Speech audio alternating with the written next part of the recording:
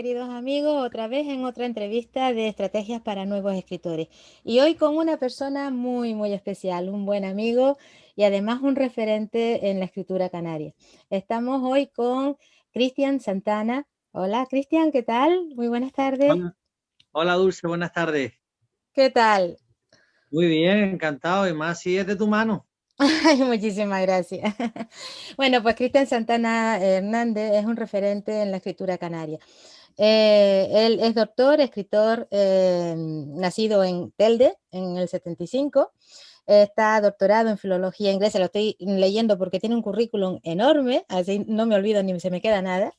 Está doctorado en filología inglesa por la Universidad de La Laguna y especializado en la literatura inglesa y en William Shakespeare. Reconozco que eso a mí me llamó muchísimo la atención la primera vez que oí hablar de ti. Me encantó lo de William Shakespeare. Eh, Tiene una vida que ha transcurrido entre Reino Unido y Canarias.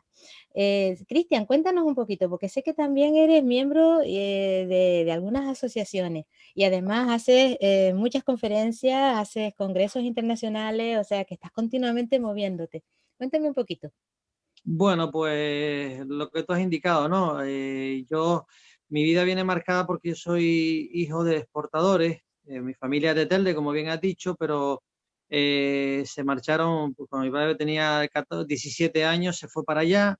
Y mi familia estuvo 40 años viviendo, tenía oficinas en el mercado londinense, el de Covent Garden, y estuvimos 40 años allí, ¿no? Entonces, digamos que mi vida ha pasado, pues, lo que fue la estancia allá y después Canarias, igual que lo de mis hermanos. Y eso, obviamente, determinó también mis afinidades y mis estudios académicos. Entonces, por un lado, evidentemente enfocado a la literatura porque es mi pasión, y William Shakespeare no solo porque sea un canon universal, sino sencillamente también porque me fui haciendo en el sistema educativo y en la sociedad que lo vio nacer también. Entonces, digamos que las cosas vinieron casi dadas.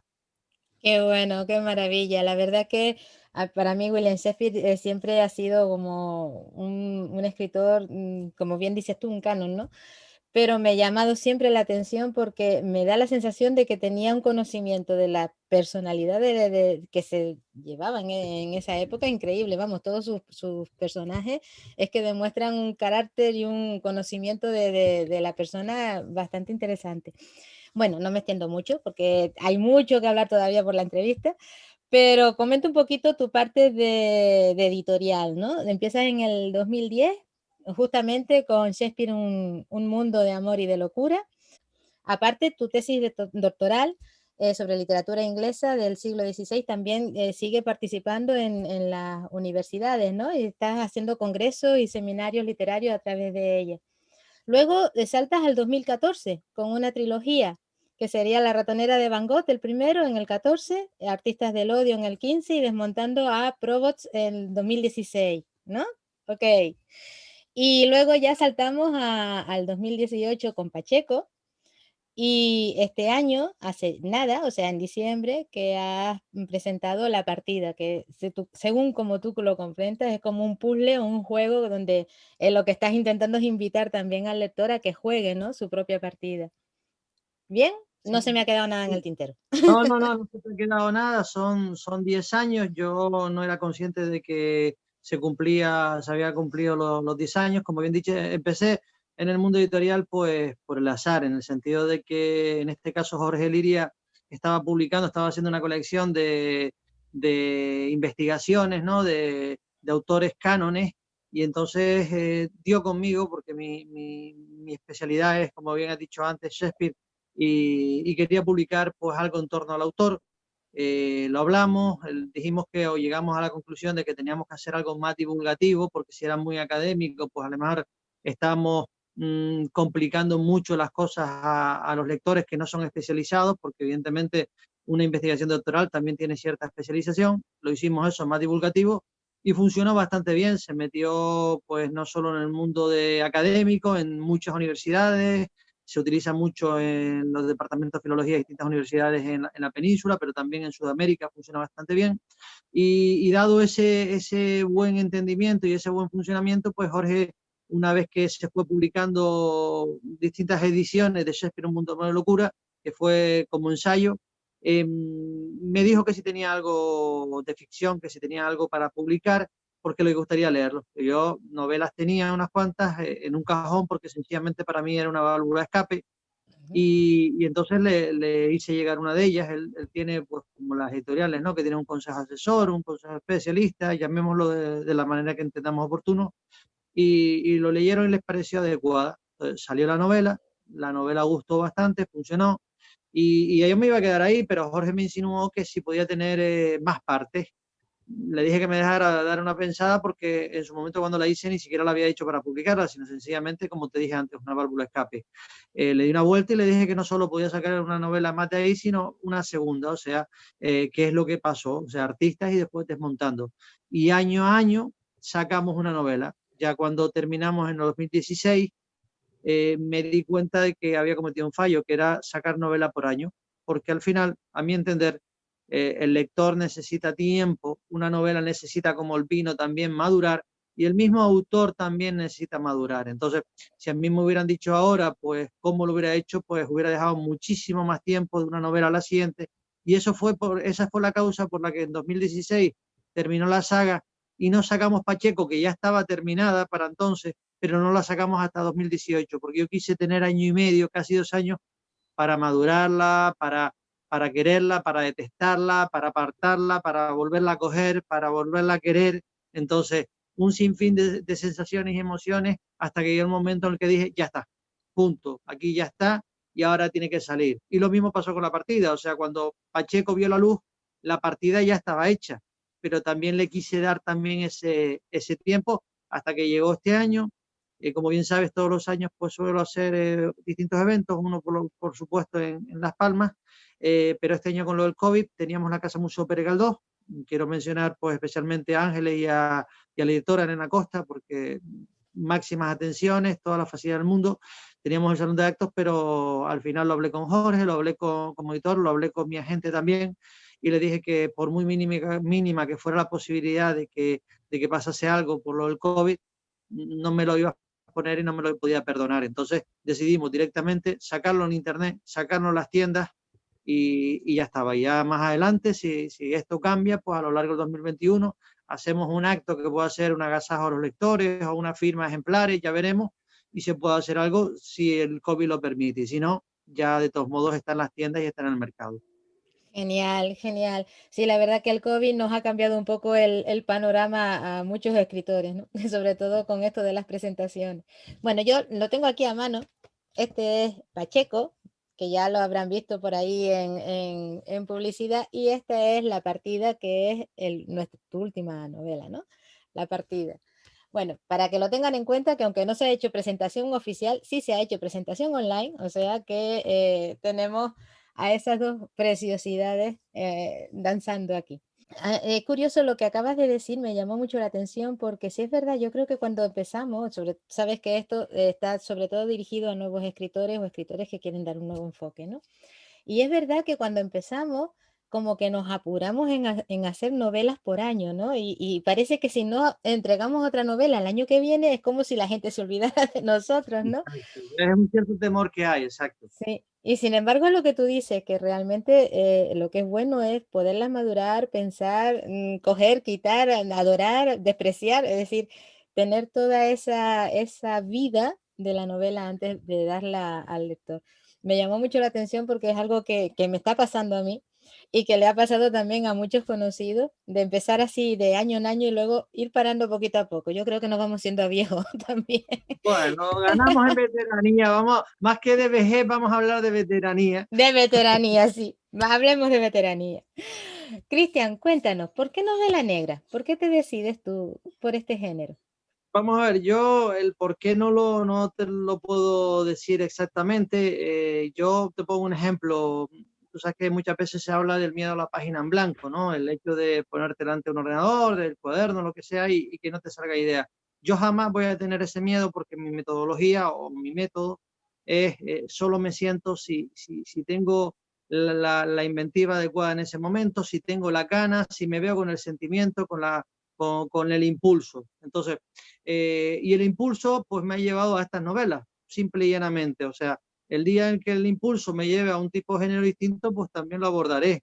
Entonces, porque simple y llanamente esto es como oxigenarse, o sea, porque uno toma oxígeno, porque tiene que limpiar los pulmones, porque tiene que vivir, porque necesita aliento. Entonces, ¿por qué tomamos oxígeno? Porque si no nos moriríamos. ¿Por qué este género? Porque es el que me sale ahora, pero no significa que uno, lo que estaba diciendo, evolucionamos, maduramos, depende de las circunstancias que estemos moviendo, viviendo, lo que vaya aconteciendo también socialmente. Entonces, todo nos va marcando porque somos esponjas, al fin y al cabo. Entonces, determinando o dependiendo de eso, ya irá saliendo esto o aquello. En este momento me ha salido esto, pero no significa ni mucho menos que sea un autor solo de este género o que considere que los autores se tienen que encasillar en un género. Yo considero que un autor es un autor y punto. Genial, o sea que en realidad es sentarte a escribir lo que sientes tú en ese momento, ¿no? Que es lo ideal.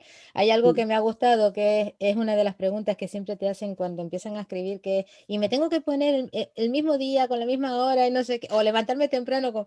Son estrategias, ¿no? Que han utilizado muchísimos escritores, pero yo muchas veces cuando me lo preguntan a mí les digo, es que la creatividad no tiene horario, de repente te aparece un día por la Claro, tarde y otro día te aparece por la claro, mañana. exacto. O vas por la Sí. calle y yo mismo el móvil, las notas, en la carpetita de notas la tengo yo una idea. Vas por la calle, te acuerdas de una cosa y un momento lo apuntas. O incluso oyes una oración de algo que te parece interesante para un personaje y tú dices, oye, pues por aquí puedo tirar.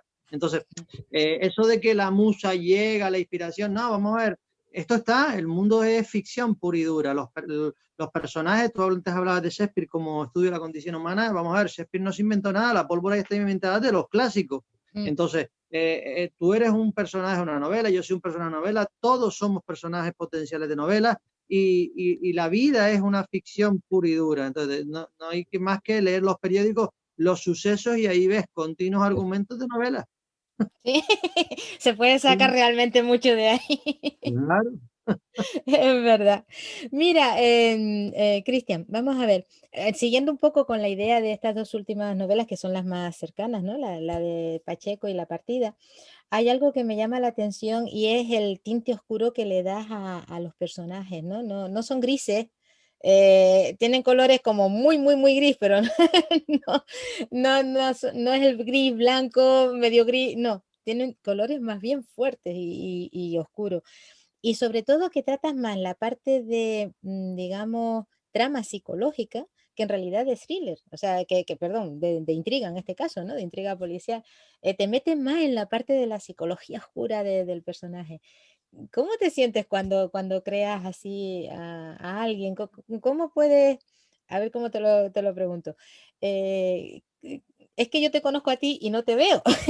Ya, Si me- no, pero tú me lo dices, descuida que me lo dice todo el que me conoce, toda la que me conoce me lo dice. Sí, sí, sí, es que no te veo en esa trama tan oscura, ¿no? Entonces, ¿cómo haces tú para Pues volcarte en depende. ese tipo de personajes? Vale, bueno, vamos a ver, mucho de esto tiene mi formación académica, o sea, yo he estado investigando Shakespeare más de 28 años en mi vida, o sea, yo desde que empecé a leer Shakespeare y me gustaba, yo supe que me quería especializar en él. Entonces, hay gente que estudia, por ejemplo, filología porque le gustan los idiomas, yo estudio filología no por el tema de idiomas, que sí, que me gustan, sino porque quería hacer el doctorado en literatura y quería especializarme en Shakespeare. Entonces, y entonces yo desde que estaba pues, en la edad de instituto, ya me estaba documentando, ya estaba investigando, ya estaba todo enfocado a aquello. Entonces, digamos que en mi ADN va el estudio de la pasión humana, ¿no? De las pasiones, de la psique que aborda Mm. tanto el bardo. Entonces, si bien yo soy de una forma, como tú bien has dicho, y me lo dicen quienes me conocen, lo que me salen los textos es pues aquello que me ha alimentado, que me ha formado. Es decir,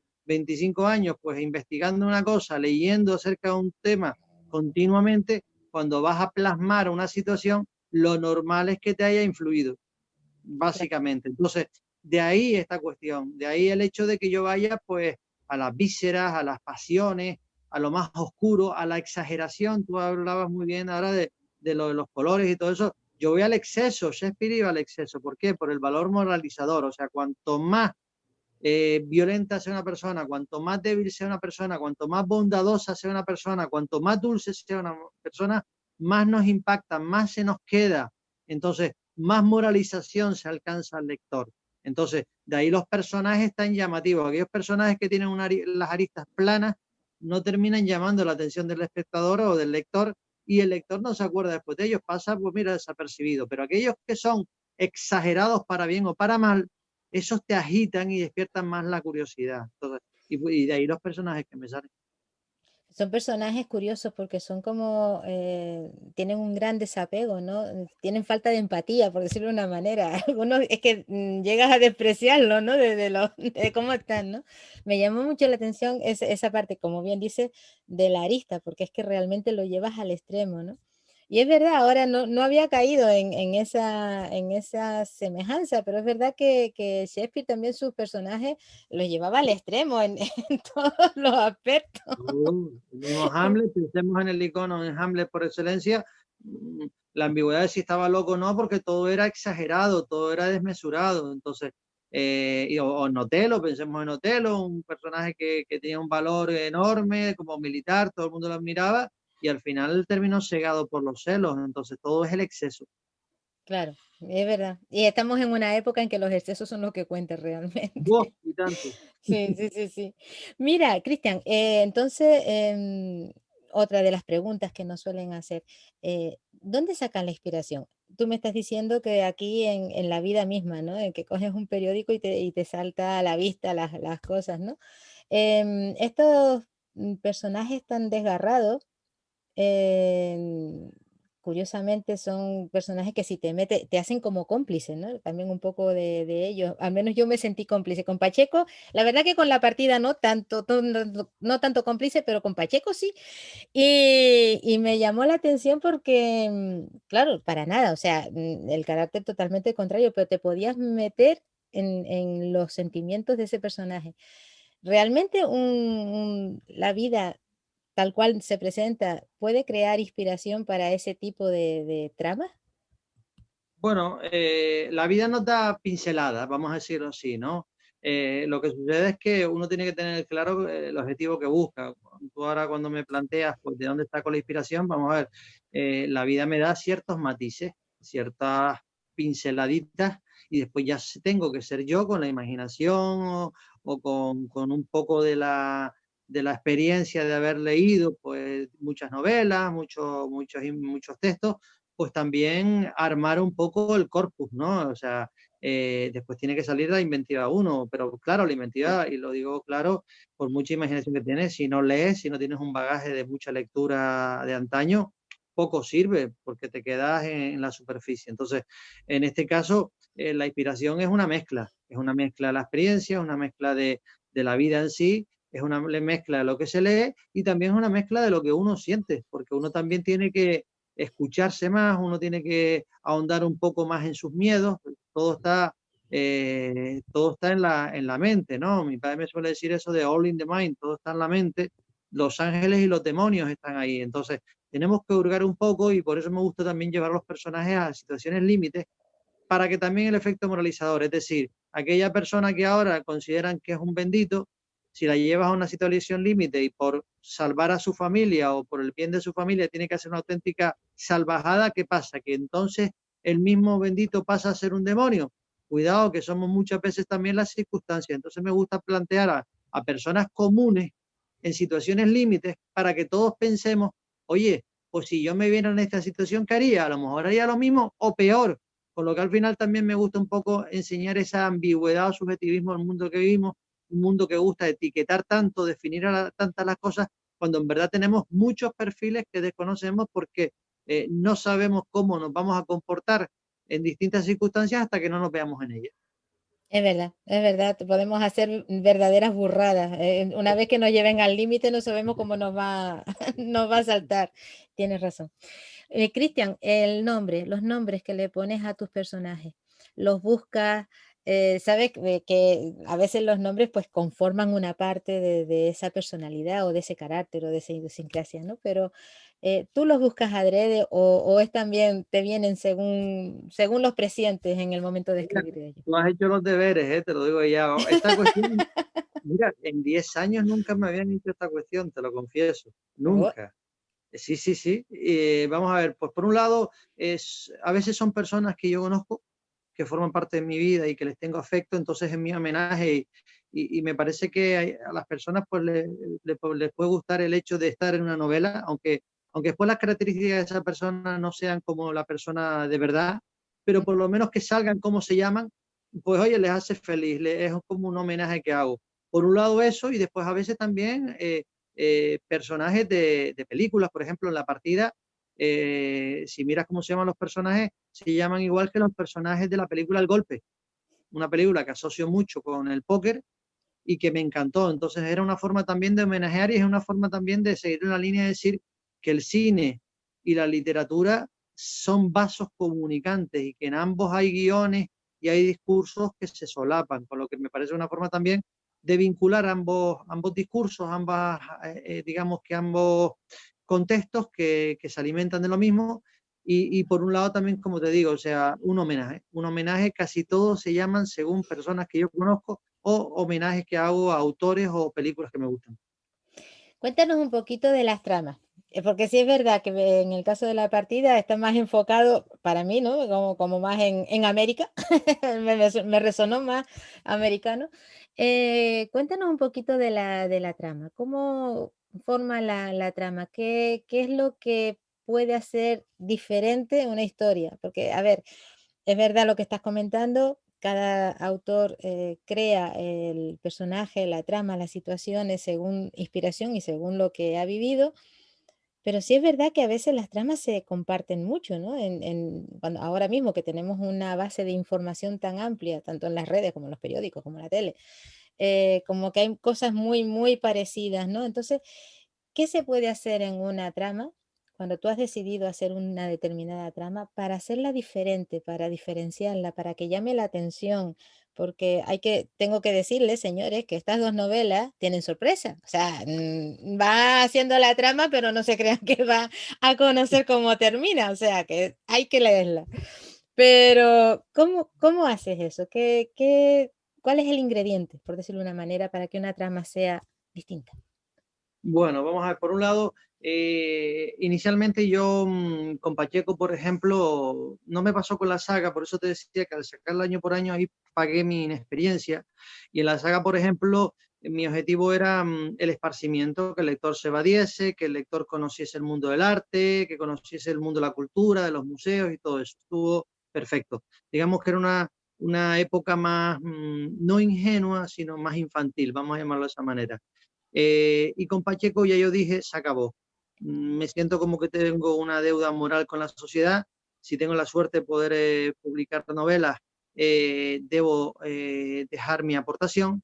Y en este caso tengo que dar un golpe en la mesa, tengo que llamar las cosas tal y como son, tengo que decir que no caigamos en la autocomplacencia, que estamos cometiendo fallos muy gordos, que estamos dejando en ocasiones unas pésimas herencias a las generaciones venideras y que tenemos que ponernos las pilas cuanto antes porque la situación es bastante compleja o la hemos dificultado. Entonces, yo sabía que con Pacheco era fundamental el factor tiempo. Vivimos como motos, el tiempo nos devora y entonces un personaje tenía que ser el tiempo. De ahí que todo tenga lugar todo tenga lugar en un día. La velocidad, el no coger el toro por los cuernos, el no coger el timón y decir de las vidas de cada uno, que no lo hacemos, y dejar que la velocidad, la, la aceleración continua que llevamos nos pueda. Eso era fundamental. Y después también quería que un entorno, que el entorno, que la naturaleza también tuviera fuerza. Es decir, un sitio que puede ser idílico también se puede convertir en un auténtico infierno dependiendo de las conductas que lleven las personas que viven ahí. Entonces, esos eran los dos, digamos que los dos elementos fundamentales de la pócima o del menú Pacheco que quería elaborar. Uno era la atmósfera y uno era el tiempo. La atmósfera, pues evidentemente tenía que ser agobiante, asfixiante. Una vez alguien me dijo, cuando terminó de leer Pacheco, que le daban ganas de ducharse. Y justamente, y justamente buscaba eso, buscaba el ahogamiento, la tensión, el agobio, el desazón. Entonces, qué mejor que un pueblo a las afueras de Sevilla, con mucho calor, olor a estiércol en el campo, mosquitos, garganta seca, sudor, encima todo en un día, o sea, parece que el mundo se te cae encima. Entonces, eso era fundamental. Y a partir de ahí fui diseñándolo todo, o sea, me gusta empezar, yo considero que una novela tiene que empezar fuerte, no puede, o por lo menos a mí me gusta, se lo digo a las personas que se animan con novelas, mi planteamiento es, a mí no me gustan los tochos, sin desmerecerlo, por ejemplo, Ulises es una auténtica maravilla y es un tocho, vamos a decirlo de esa manera, o La montaña mágica de Thomas Mann también es una auténtica delicia, o sea, que no estoy desmereciendo, sino digo yo, también lo que busca el lector hoy en día, que necesita evadirse, si le pones también tochos o cosas de esas, se terminan cansando en ocasiones. Pero al mismo tiempo quiero que sea una lectura ágil, que el lector, como cuando ve una serie, que se tenga que fumar todos los capítulos en un día, en 2 días, porque es que no puede esperar. Entonces, para ello es fundamental, desde mi punto de vista, empezar fuerte. En Pacheco empieza pues, aunque es más detallista que la partida, es como es más detallista, pero porque la atmósfera es un papel importante en Pacheco y en la partida no. Y entonces la atmósfera sí que le dedico el capítulo inicial un poco a la atmósfera, pero ya en el capítulo 2 te ves un asesinato en el establo, un cuerpo que está allí tirado, pues como está, y como Pacheco, que es un guardia civil, empieza a intuir, bueno, se da cuenta que el cadáver es el de la novia del hijo, pero lo peor de todo es que empieza a intuir o a tener la sensación de que el asesino puede ser el hijo. Entonces, ya empezamos desde el inicio a poner la cosa alta, alta, y a plantear el debate que quiero que el lector tenga todo el tiempo en la boca y en la mente, que es, ¿qué va a hacer Pacheco? ¿Esconde las pistas para culpar al hijo o culpa al hijo? ¿Qué harías tú si te vieras en una situación de esa? ¿Qué piensas qué va a hacer Pacheco y cómo entiendes tú la situación?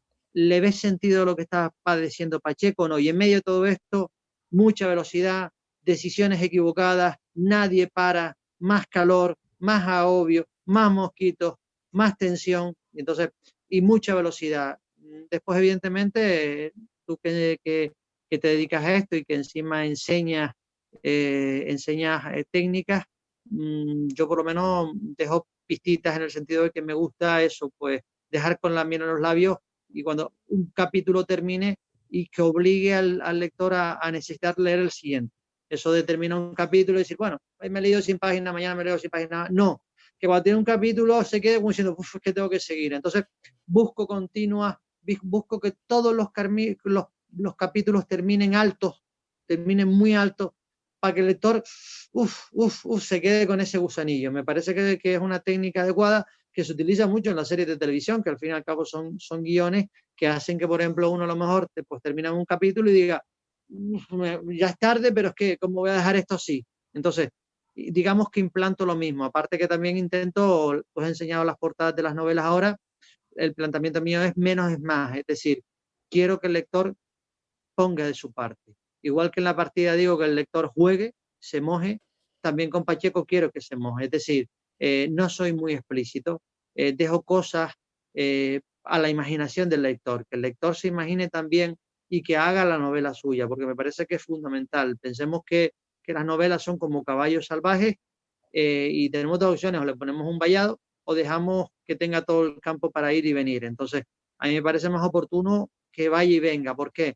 Porque la novela es un caballo salvaje, los personajes también lo son, uno termina dándoles libertad y cualquier personaje que es plano puede terminar siendo un auténtico pelotazo de personaje, y el lector también tenemos que hacer que el lector no sea plano, sino que el lector también se convierta en un caballo desbocado. Entonces, digamos que busco todo esto. Entonces, por eso en Pacheco pues era la naturaleza y el mensaje era eso de que hablamos pero no nos comunicamos, oímos pero no escuchamos, y en la partida pues el mensaje es cuidado con tus actos porque tienen consecuencias. Y nos vemos con personas que han heredado la mala suerte familiar por culpa de actos que cometieron generaciones anteriores. Entonces, un poco todo eso y evidentemente también el papel de los perdedores. O sea, estas personas que parece que son perdedoras, pues que jueguen. Oye, en esta vida están los que juegan y los que no juegan, es decir, los que se mojan y los que no se mojan, los que actúan y los que no actúan, que en ocasiones, desafortunadamente o llamativamente, en esta sociedad va mejor a los que se quedan quietos y mirando que los que actúan. Pero en este caso, esa decisión se la pongo al lector. ¿Juegas o no juegas? ¿Te mojas o no te mojas? Entonces continuamente estamos con ese guiño.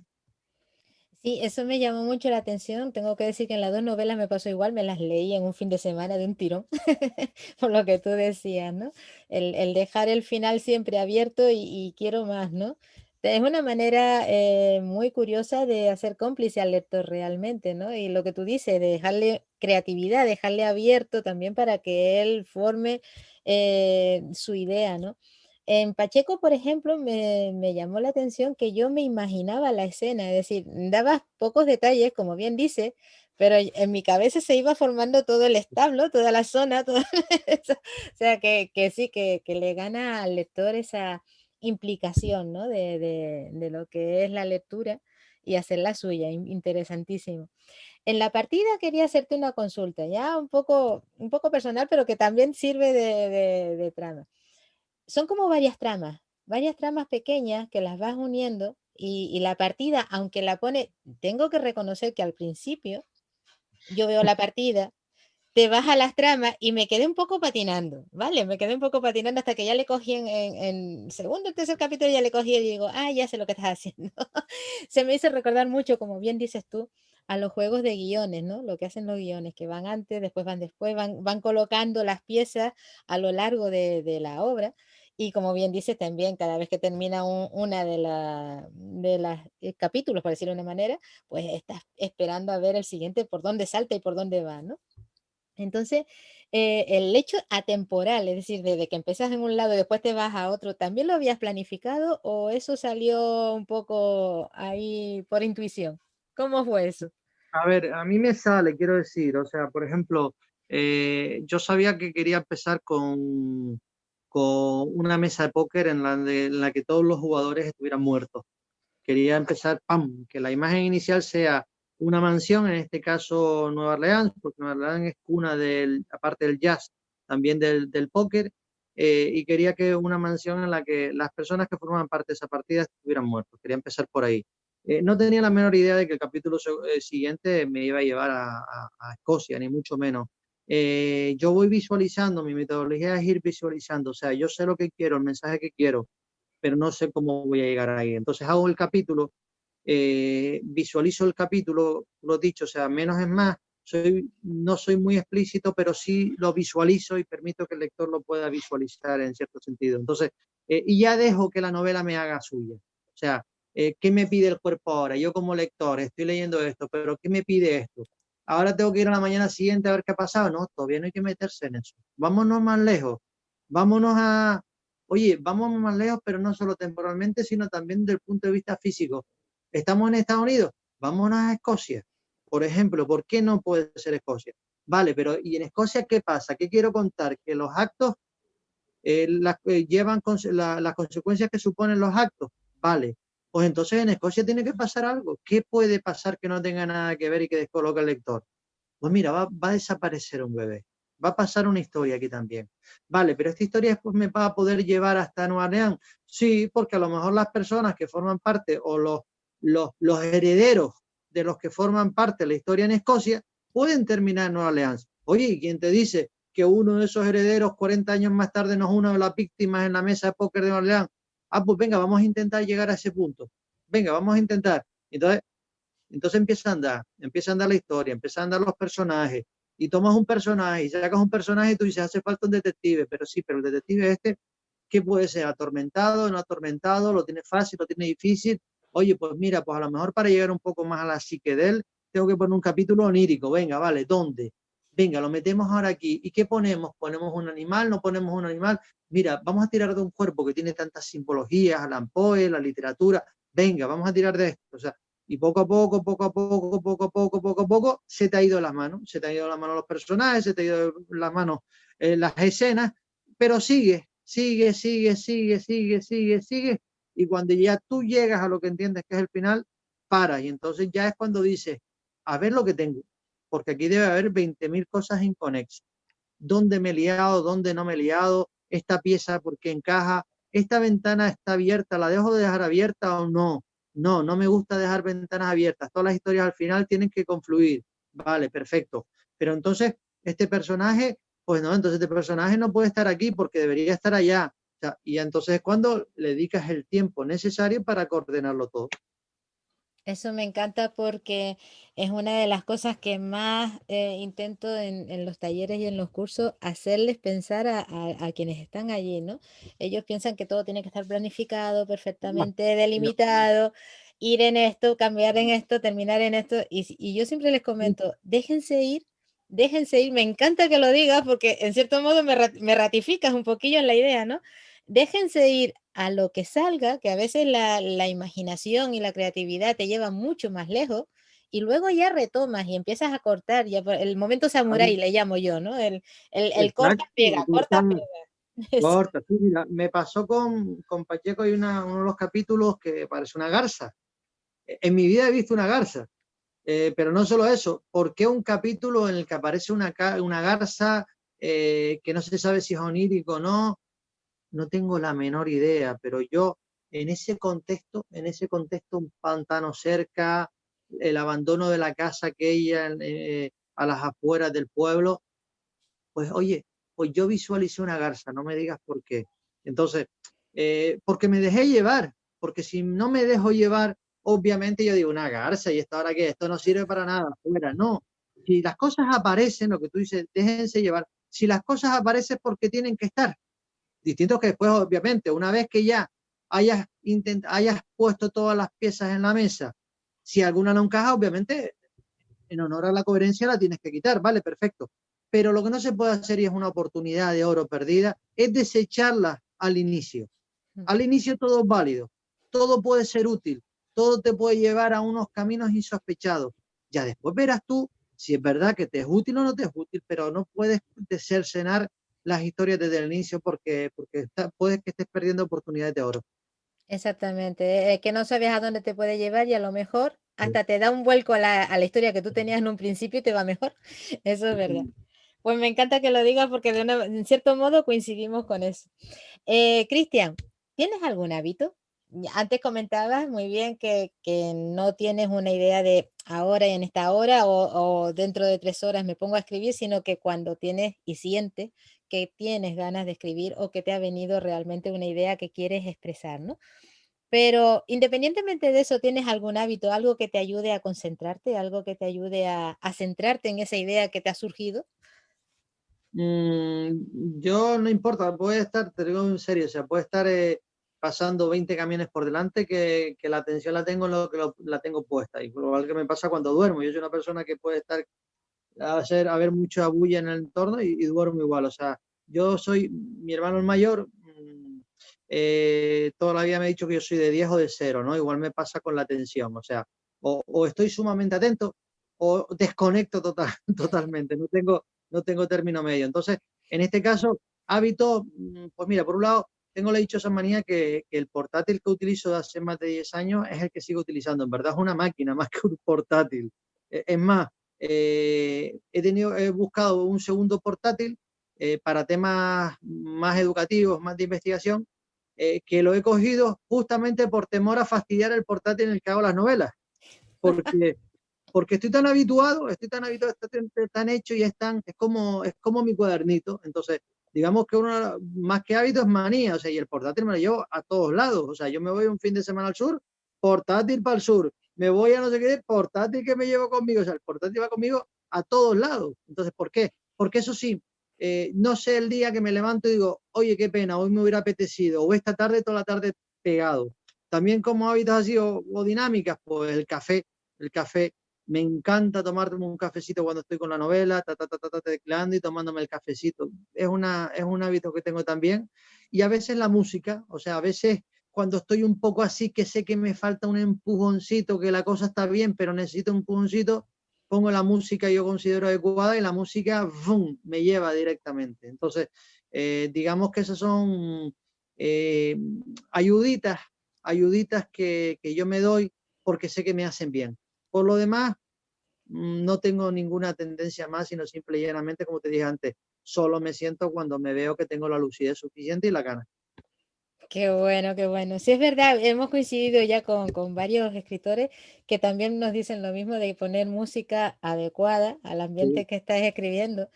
Y es verdad, bueno, yo como músico que soy, la verdad que ese lenguaje, digamos, de ondas, ¿no? Que de vibraciones, la verdad que te ayuda muchísimo, te mete totalmente el subconsciente en esa vía que tú quieres llevar, ¿no?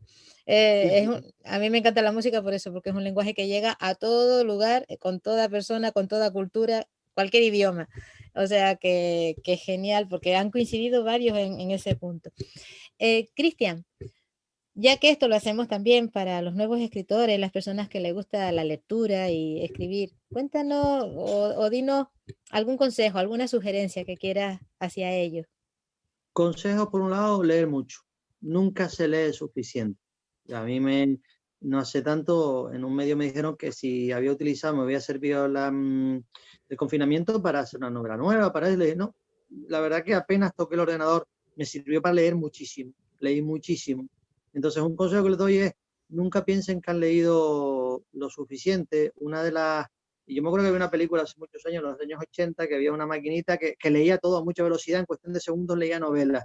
O sea, toda la vida he sentido envidia sana de eso, porque sé que el día que me toque irme de este mundo, pues no me voy a leer todo lo bueno que se ha hecho ni todo lo que me tenía que haber leído, porque no hay tiempo suficiente. Entonces, por un lado, leer mucho. Después, segundo punto de vista, humildad, humildad y paciencia. Es decir, eh, vale que uno tiene que valorar sus sentimientos, igual que cuando se hace poesía, por ejemplo, por cambiar un momento de género o por poner en contexto dos géneros distintos, como la ficción, como la novela y como es la poesía, vale que uno tiene que valorar lo que hace, pero que uno no lo haga esperando, por un lado, pues el éxito de público o vender mucho, hacerse famoso, no, que uno lo haga porque le sale y porque quiere aportar.